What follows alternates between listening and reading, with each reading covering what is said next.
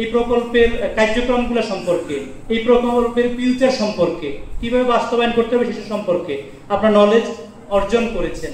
তো আমরা একটু যদি চিন্তা করি, আমি একেবারে সংক্ষেপেই শেষ করে দিব। আমরা একটা সময় কিন্তু ধান শুধুমাত্র আমরা ধানের উপরেই নির্ভরশীল ছিলাম, শুধুমাত্র ধান, একটা সময় ধানটা চাষ হতো, পাট আমাদের অর্থকরী ফসল যদি আমরা বলতাম, পাটের কথা বলতাম।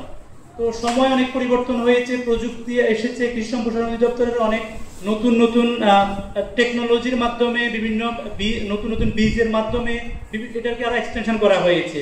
তো সেটারই একটি বড় হচ্ছে আজকে আমাদের যে প্রকল্পটির কথা বলা হচ্ছে, এটি অনেক বড় একটি প্রকল্প, কিন্তু এটাতে অনেকগুলা দপ্তরের ইন্টিগ্রেশন রয়েছে, অনেকগুলো কার্যক্রমের ইন্টিগ্রেশন রয়েছে। একটা স্মার্ট আমরা কৃষির দিকে আমরা যাচ্ছি। আমরা আইএসওর নাম শুনেছি না, যেটা সার্টিফিকেশন দেয়, এটা অনেকটা সেই রকম একটা, শুধু সার্টিফিকেশন না, এখানে আপনাকে ট্রেনিং দেওয়া হবে, বাস্তবে এগুলো প্রয়োগ করা হবে, পরামর্শ দেওয়া হবে, আবার এগুলোকে ল্যাবে টেস্ট করা হবে।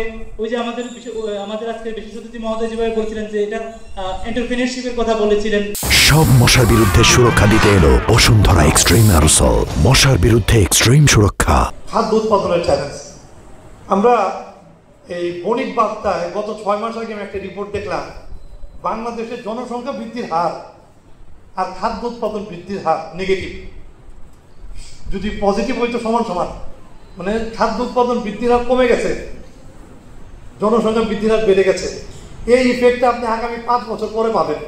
কারণ যে শিশু আজকে জন্ম নিছে, 5 বছর পর সে একটা ভাতের প্লেট নিয়ে আপনার সাথে খেতে বসবে ডাইনিং রুমে, তখন আপনি দেখবেন 1 কেজি চালে আপনার সংসার চলতো, এখন 1 কেজি চালে চলে না, এখন আপনার আরো বেশি লাগে। যে উৎপাদন ব্যবস্থা, এটা আপনি কি করছেন? আমাদের এই জায়গাটাকে কাজ করতে হবে। এই জন্য আমরা খুবই চ্যালেঞ্জের মুখে আছি। আগামীতে কিন্তু এই ক্রমবর্ধমান জনসংখ্যাকে খাওয়ানো একটা চ্যালেঞ্জ। এই বিষয়ে সবচেয়ে বড় ভূমিকা আমি মনে করি আমাদের কৃষক ভাইদের আছে। এই যে আজকে পার্টনার স্কুলে যারা প্রশিক্ষণ নিচ্ছেন, আমরা সবাইকে প্রশিক্ষণ দিতে পারিনি।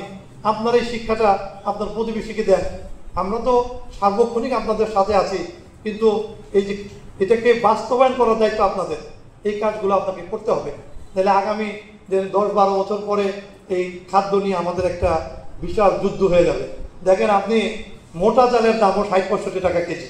মোটা চাল, যেগুলি ধরেন একটু নিম্নবিত্ত বা নিম্ন মধ্যবিত্ত লোকরা খায়, আর যারা একটু উচ্চবিত্ত, যেমন আপনারা পাহাড়ের লোকরা চিকন চাল খান, চিকন চাল আপনাদের প্রিয়, এটা কিন্তু 80 টাকা কেজি হয়ে গেছে।